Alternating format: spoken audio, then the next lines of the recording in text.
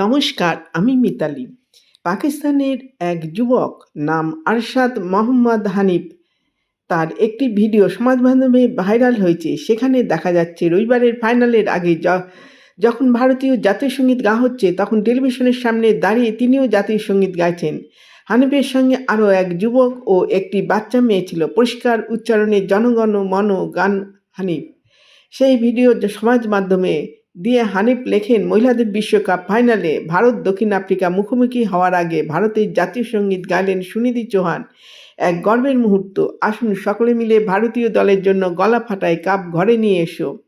পরে ভারত বিশ্বকাপ জেতার পর হরমনপ্রীতদের শুভেচ্ছা জানিয়েছেন হানিফ। তিনি সমাজ মাধ্যমে লেখেন, মহিলাদের বিশ্বকাপ চ্যাম্পিয়ন হওয়ায় ভারতীয় দলকে অনেক শুভেচ্ছা, পাকিস্তান থেকে অনেক ভালোবাসা পাঠালাম। হানিফের এই কাজের প্রশংসা করেছেন সকলে। ভারতই এশিয়ার একমাত্র দেশ যারা মহিলাদের বিশ্বকাপ জিতেছে।